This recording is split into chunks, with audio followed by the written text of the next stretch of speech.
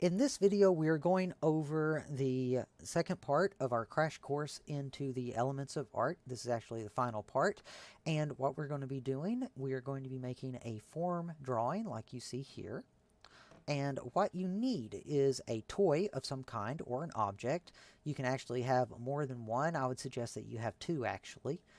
A blank piece of paper and a wooden pencil, and we'll be learning how to make a form drawing like this. Very quick, very easy, and we're going to be building on what we learned from the previous video in the crash course of Elements of Art Part 1, and what you're going to be learning in this video, the crash course through the Elements of Art Part 2.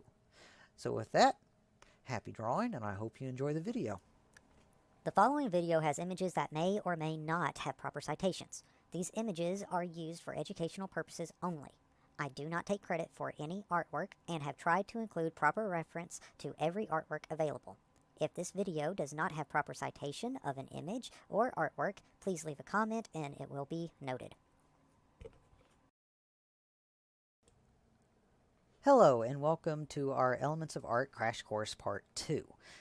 If you had not previously seen the Elements of Art Crash Course Part 1, I would highly recommend you go back and watch it, because what we learned in Part 1 of shape, line, and value is going to play a very big role in what we are doing in this lesson.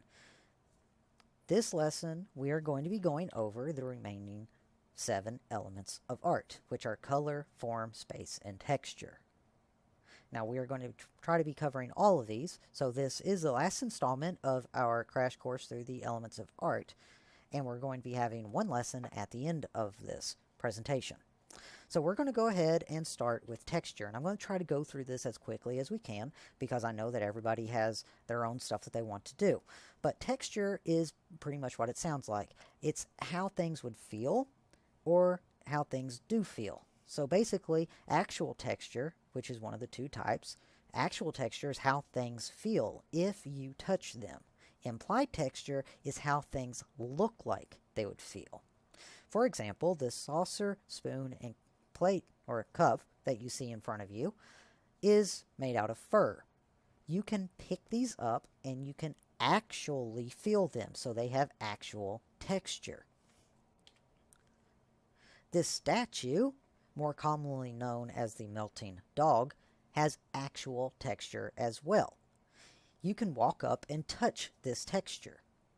Looking at this texture, you can see that it will be very coarse and bumpy and rough.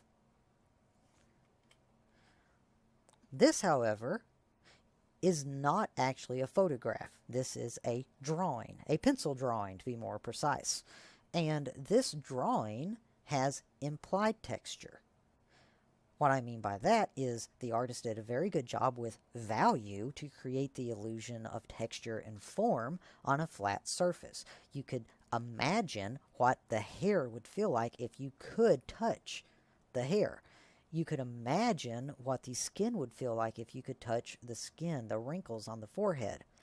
However, this is a flat piece of paper, so if you did touch this, you would not feel the skin of Einstein.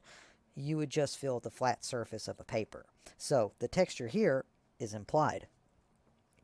Now, just because this image has very good value and form does not mean that you have to have great details to be able to get implied texture. For example, even though the artist did not put a lot of great detail into the hair of the woman on the left, you can tell that the hair that she has would be very wavy and crinkly.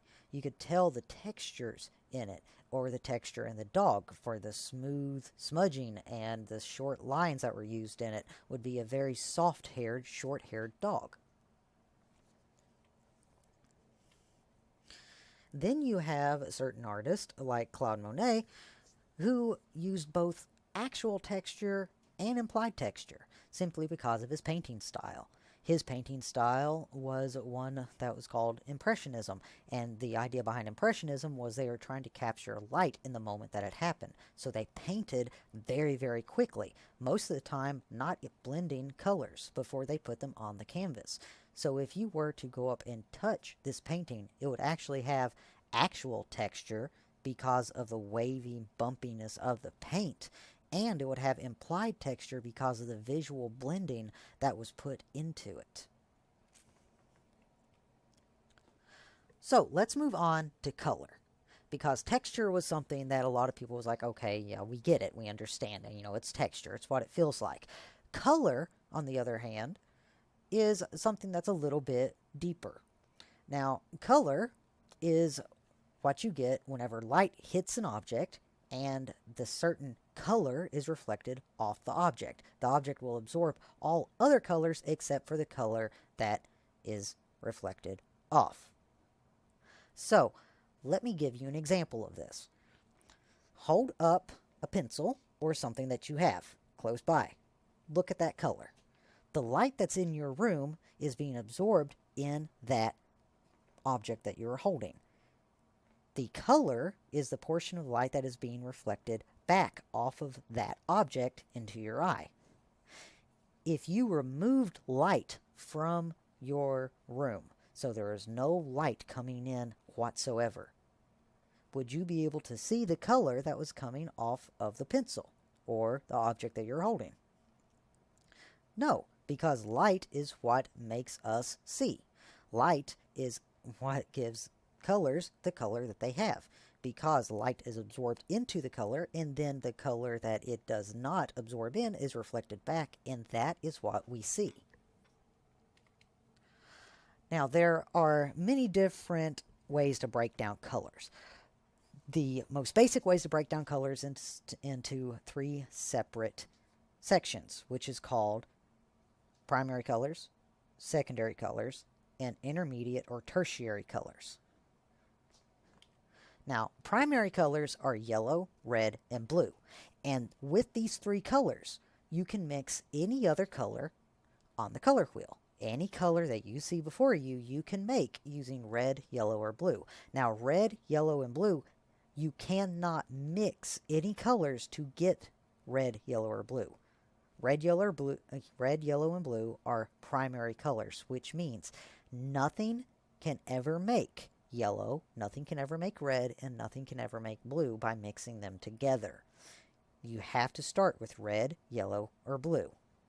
However, by mixing red, yellow, or blue together, you get something called secondary colors, where yellow and red, which are primary colors, mix together to make orange, which is a secondary color. Yellow and blue mix together to make green, which is a secondary color. So a secondary color is made when you mix two primary colors together. Well, what do you get when you mix a primary and a secondary? You get an intermediate or a tertiary color. Now, tertiary color is, let's say that you take yellow and you mix it with green, yellow being a primary, green being a secondary, you will get yellow-green.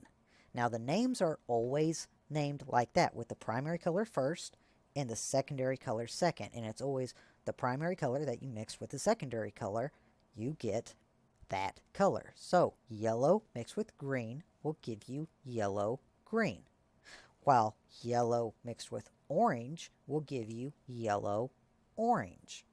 It is not dark green, it is not light green, it is either yellow-green or blue-green, because blue mixed with green will give you blue-green.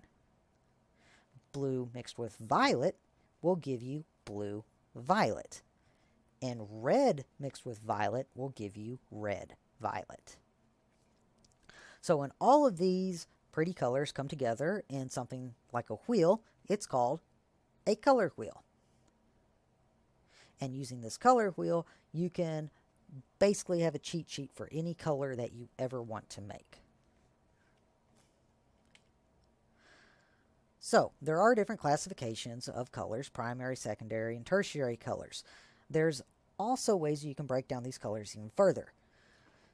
Now, we're not going to be going into this a whole lot in these lessons that I have on the channel. A tint is a color that has white added to it. So a shade is whenever you add black to a color. A tone happens whenever you add both black and white to a color. So, in essence, a tone happens when you add gray to a color.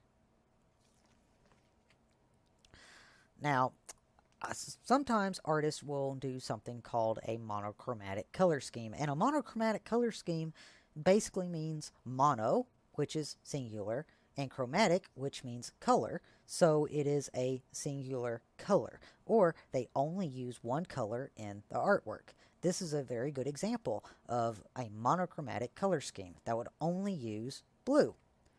This is another example of a monochromatic color scheme that only uses blue. Now you can break down colors even further into things that are called temperatures. You have warm colors, neutral colors, and cool colors. Warm colors make you think of the sun, so orange, red, and yellow. Those are warm colors.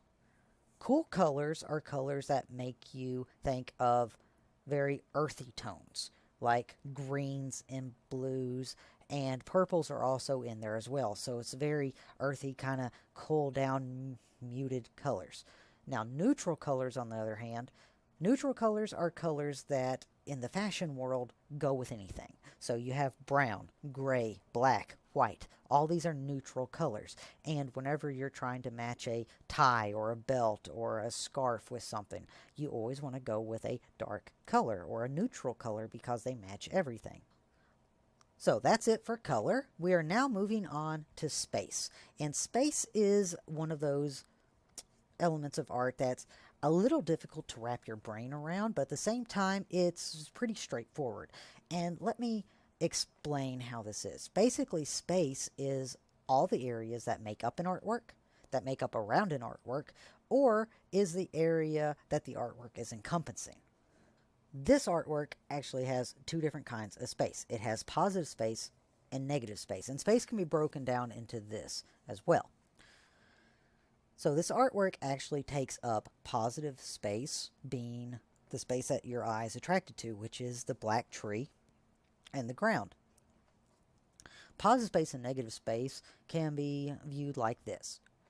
Positive space is the area in which the artwork is taking up, while negative space is the area around the artwork. In this example, positive space and negative space are flipped to see the illusion of a vase or two faces about to kiss. Just by swapping the positive and negative space, you can see the difference between the two. This artist actually used positive and negative space to their advantage, where the positive space is actually the galaxy and everything else around it and the man, while the negative space is the white area. So it creates a nice balance. So let's talk about distance in space. Now, you can create different depths in space. By doing this, you can create distance by placement, by size, and by atmospheric perspective. So what are these? Well, placement in this artwork that you see here is simply how far up on the artwork something is. For instance, something that's higher up on the artwork gives it the illusion that it is further back. For instance, these houses, even though they are identical sizes and the people are identical sizes, it looks like that they are receding into the background simply because they are higher on the field of view. Now, let's look at size. It is a common knowledge that things that are further away look smaller. For instance, if you are driving down the road, you can look far away and you can see that the road will eventually come to a point or narrow it down into a vanishing point. Or, to look even further, you could see that the lines in the road actually get smaller as they go further back. This is an example of size over distance, which means objects that are further away look smaller. For instance, the man in the middle of the artwork you can see, and if you measure, he is exactly the same height as the man who is sitting down at the bottom middle of the artwork. Now, that would mean that the man at the bottom middle of the artwork is either A, twice as big as the man that is in the middle of the artwork, or he is actually closer to us than the man that is walking in the middle of the artwork. So by size, we can see that the man that is higher up on the artwork and is smaller is actually further away to us or from us. Now this is an example of height, perspective, size, and placement. So all these together. This is a very common illusion. I just have this in there to visually illustrate that as the buildings are getting smaller and smaller and receding into the background, it appears as though the men are getting taller simply because the scenery around them is getting smaller and they are staying the same size. Not only that, but they are also moving up higher on the artwork. In reality, these men are exactly the same size, but it makes the appearance that the man in the back is far taller than the man in the front. So what is atmospheric perspective? Atmospheric perspective is basically how the atmosphere plays with the colors that we see. For instance, whenever you look down the road and you see mountains or hills in the background, those trees, mountains, hills, whatever you see back there, maybe even buildings, they have a slight blue hue to them. Now, that's not because the further the way they get, the harder they are to see. It's because the atmosphere is actually playing with the colors that you see. Our atmosphere is primarily blue. You can test this by just walking outside and looking up. You're looking straight up on a clear day, you can see a blue sky. Our atmosphere is basically blue, which means that objects that are further away from us are eventually going to get bluer and bluer and bluer until we can't see them anymore because the atmosphere is playing with the colors that we see. This is called atmospheric perspective. And whenever you bring all of these together, you actually get a very neat and unified artwork. So this brings us to our very last element of art, which is form. And form is whenever you take a two-dimensional object, like a shape, and you add values to it to make it look three-dimensional with height, width, and depth. Like the artwork that you see here, it is basic shapes that has value added to it and defined lines removed to make implied lines, only using values. This gives you the illusion that there is a three-dimensional object on the paper, when in reality it is just a drawing. That's all it is. For instance, this artwork of graffiti is nothing more than an artwork. This is a two-dimensional surface. The artist has created form by using paint, texture, and values to give the illusion that there is a man wallpapering up graffiti. As I said, in reality, this is just graffiti. All of it is graffiti, including the man is graffiti. But it looks like that there is a form creating the illusion of graffiti being wallpapered up. This is another example. The artist has used form and values to create a three-dimensional deer on a two-dimensional surface. The artist has even further went into this by having himself stand and place a hand where it looks like on the side of the deer's face. Now this is just a drawing on paper that has nothing more than values and form added to it.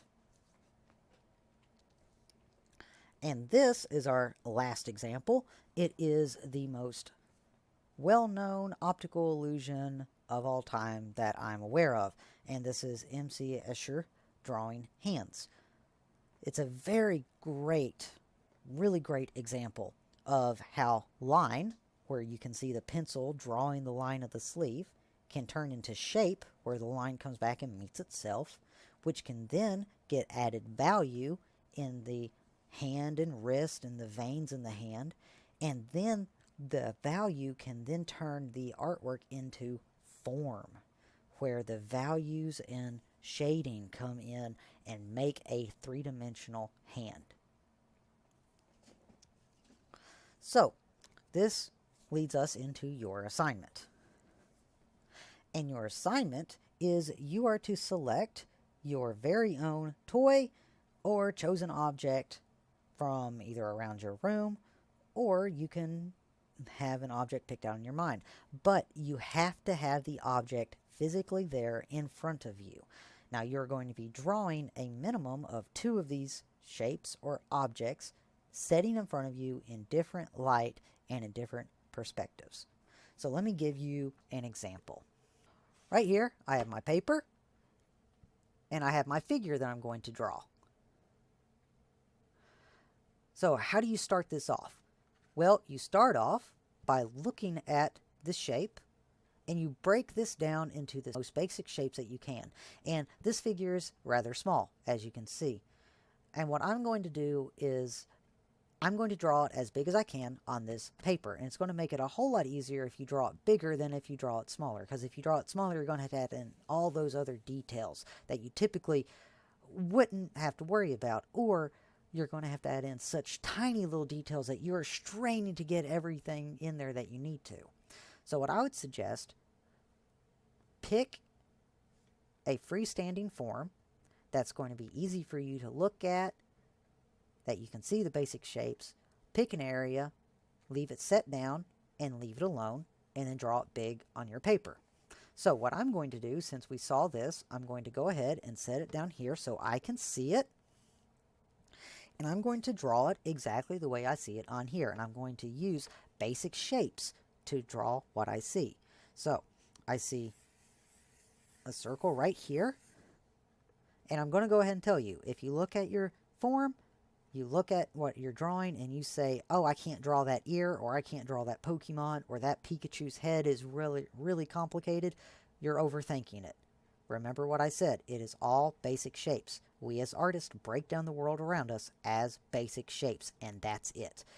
So what we're going to do, you're going to draw your basic shape. I'm going to start with the head right here, and you are not committed to these lines at all. It doesn't matter, okay? These are to help you. That's all these are. So that's the body that I see, and I'm going to go right down here, and I'm going to draw a little triangle right there for the ear, and I'm going to draw another one right up here. And now I'm going to come down here, and I see a little triangle for the nose right there, maybe a circle for the cheek there, and let's see, right about there for the eye. And now I also see an arm coming up here and down like that and over. That's the arm, and I see a foot right up here.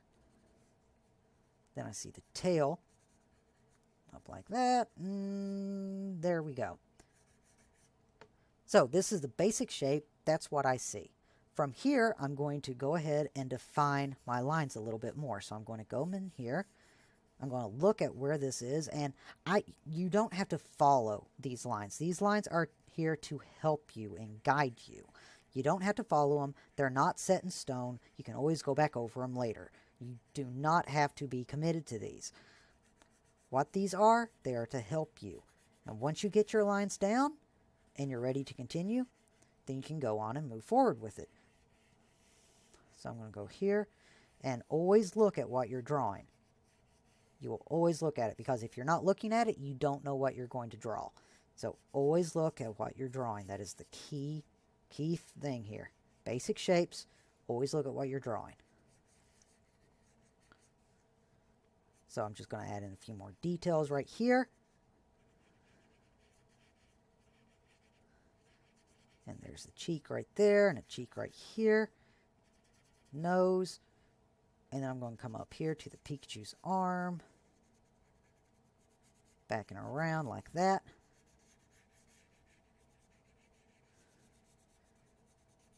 Tail right there. And we got a leg that comes up like this. Down, over like that. And basic shapes. That's what I see. So now, once you have this down, you start looking at where the light is falling on your object. And this is where form comes in, because right now all you got is shapes. That's it. It's not a form until you start adding in values. And remember how we held our pencil in the last video? That's how you're going to want to hold your pencil this time. So you look at the dark areas. So for me, the darkest area I have on the Pikachu is right there on the ear. So I'm going to add that in, dark value, and you add in the light values too. So dark values and then add in the light values. And I see a shadow right here on the ear as it comes down and around like that. Value down here. And I see that the eye right here is dark. Dark there as well. And then I see shadow there. Shadow up through here. And a darker shadow right there around the ear. That leads up into this ear.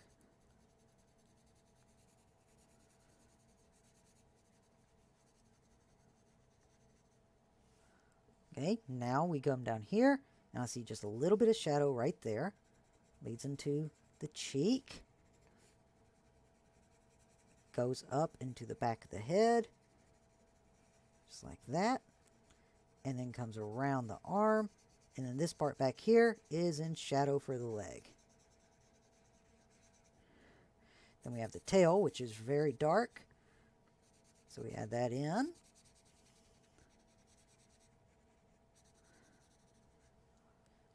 And then all of this down through here is in shadow.